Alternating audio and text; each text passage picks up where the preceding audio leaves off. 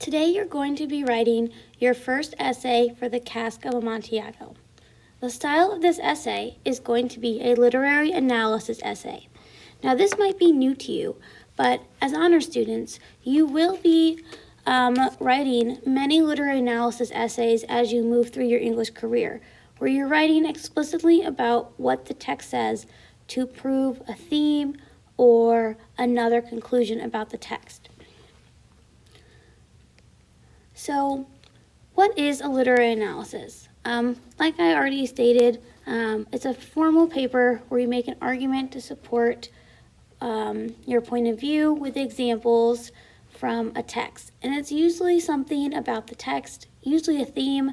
Sometimes it might be about a character, or as you get older, there might be research involved, but we're keeping it simple, and you will just be using the direct text to prove the theme. So what is the point of writing one of these papers? So as an honor student, we want you to develop your ability to read a text, draw a conclusion, and argue that conclusion logically with evidence.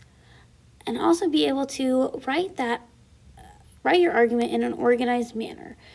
So the basics, overall, we want to help you communicate and make you think, make you use your brain and exercise your brain. What a literary analysis is not is a summary. It's really easy to just start summarizing the story, but you don't want to do that. You want to make sure you're always working to prove a theme. The theme or the message of the story is not explicitly stated. You have to dig deep and find it, like you did with the Cask of Amontillado, going through the analysis, answering those theme questions. Now you're going to prove that theme with evidence and literary devices, or story elements that the author included.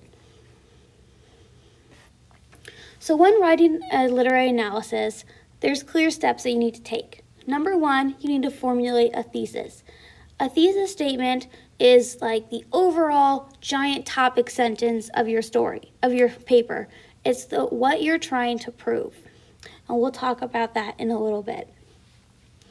You need to think about, questions relevant to your thesis. How do I prove this?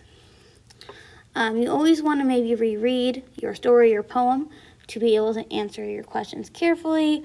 Go back, find evidence with your annotations you did already. You should already have this evidence. Always be brainstorming. Always be looking back at your thesis. Can I support this? Is it interesting? You want to be organized. Organize your paragraphs. Make an outline or a graphic organizer. Make sure you're always collecting page numbers for your evidence along the way. You always want to read through, rewrite, revise, and proofread it. And you guys will have the opportunity after you turn in your essay. It'll be graded, and you'll have the opportunity to revise if you need to. Some tips when writing a literary analysis: do not write in the first person. No personal pronouns, no second person pronouns, I, me, my, you. Even though it's your opinion, you should be stating it like it's a fact, because you should believe it's a fact if you're writing about it. Make sure every paragraph has an assertion or a topic sentence. This should connect to your thesis statement. All of these topic sentences in your paragraphs should branch off of your main thesis statement. Make sure that you are using citations. You need to have the author and the page number where you got every direct quote in your paragraph. Introduce your quotes with lead-ins. You don't want to just throw a quote in the middle of your paragraph. It really disrupts your writing. Always lead in. Just before placing the last brick, Montresor says, "My heart grew sick. It was the dampness of the catacombs that made it so." Here, you're giving context and helping your writing flow. Always add that explanation and that analysis like you learned about in the paragraph writing video. Your paragraphs are weak without that, and it's not an analysis at that point if you don't have the what and the how of how it proves your theme. So for this literary analysis essay, you are going to be proving the theme of the Cask of Amontillado. How does Edgar Allan Poe, what message is Edgar Allan Poe telling us in the Cask of Amontillado, and how does he do that? So your thesis statement should answer those questions. It goes at the very end of your introduction paragraph, and I have a graphic organizer for you guys to help.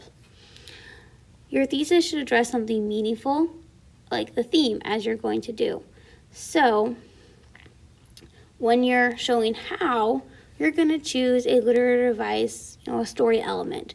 Think about the tone, the mood, irony, the symbols are all things you're going to use to help prove your thesis. You're going to have about 5 paragraphs. You're going to have an introduction and 3 body paragraphs. Your introduction should try to capture your audience's interests.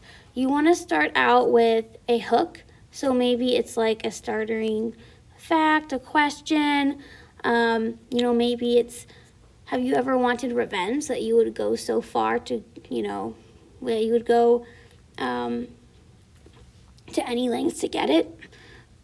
And then you can lead into our story, in the Cask of Amontillado, or that's exactly what Montessor did, and draw us in all the way to get to your thesis statement, where you're introducing that theme. Make sure at some point in your introduction, you introduce the title and the author's name so that your reader is aware of what story you're talking about, because it won't make sense later on if you start talking about a story if you didn't introduce what text you're talking about. You're going to have 3 body paragraphs where each paragraph is going to be devoted to one of the literary devices you mentioned in your thesis. So, your paragraphs should be as followed: topic sentence, evidence, explanation, analysis, conclusion sentence, I guess. Oh, I forgot to type it. I'll add that in. But just know, you don't have to do a double paragraph, but I recommend that you do if you want to be fancy, if you want to be thorough. But for now, you just need at least your topic sentence, 1 piece of evidence, 1 explanation, analysis, and conclusion sentence. I'll add that in for you guys. Here I have an example paragraph that you guys can use to kind of help you as you go. You can read through it. It kind of shows where I have topic sentence, your quote, your explanation and analysis, and then goes into your ending. Now your conclusion paragraph should sort of mirror your introduction. However, it's going to be backwards. You want to make sure that it restates your thesis at the beginning, summarizes your main points, and then at the end tells us, why should we care? Why is this important? Why is this theme important to our lives today? The great thing about literature and why we read these short stories is because they didn't just apply back in the 1800s when they were written. They actually, apply back to today. We can apply these lessons, these messages to, 2021. They're timeless. So I want you to tell us, why should we care? Well, how does this story apply to today? In the end of your introduction, your end of your conclusion. A couple notes about your essay. Make sure you have a title. Later on, we'll talk about your MLA format. You need to have it in before you turn it in. But your title needs to be more than just like essay, literary analysis essay. you want it to relate to your topic. So, if your theme revolves around revenge, maybe your title would be The Cask of Amontillado and Revenge. But when you're writing, when you're typing titles, you want to italicize them. So the Cask of Amontillado should be italicized. Always consider your audience when you're writing. We always assume when we're writing a literary analysis that your reader has read the story. I mean, your teacher, me, Mrs. Parker, we've read the story. You don't need to give a summary. So do not summarize the plot.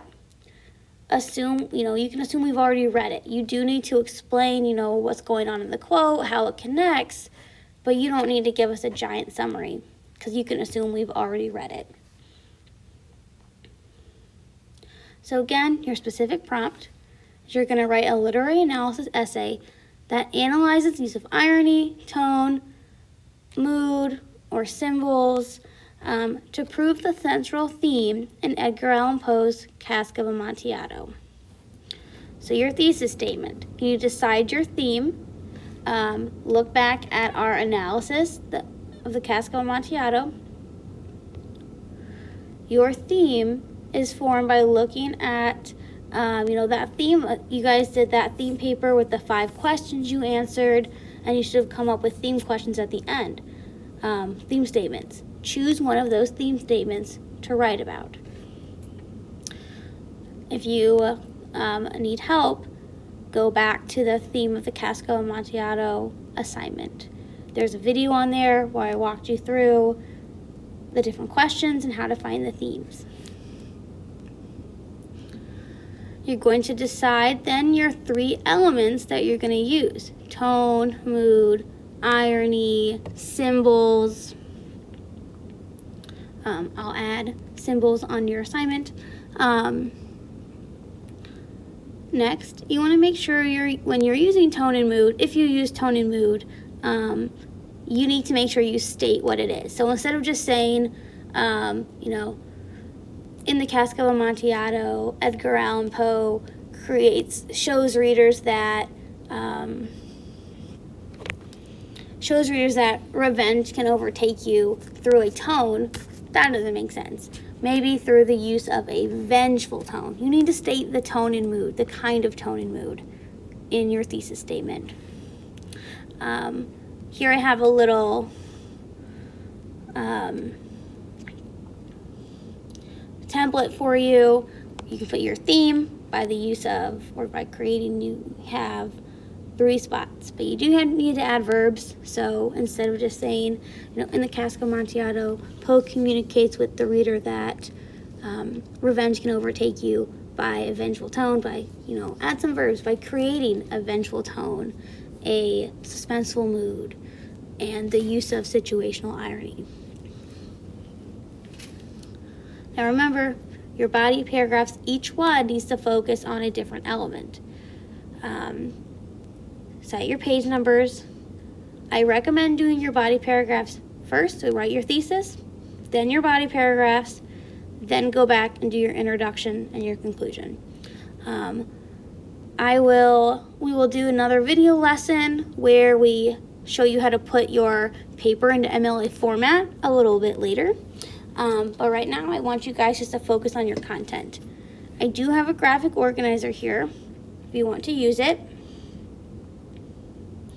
where it shows you kind of everything you need. Now again, each box isn't just one sentence.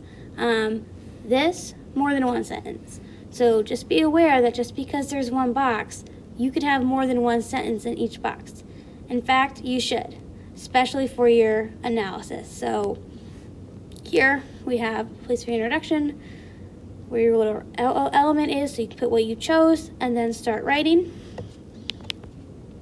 I also have a little example of a literary analysis that you can look at here. It's maybe a little more advanced than what you guys might be writing in high school, but a little longer maybe than what your essay would be. It uses multiple pieces of evidence, but it kind of just gives you an idea of what we're looking for. But again, this is maybe a little bit more advanced than what you guys might be writing at this point. So,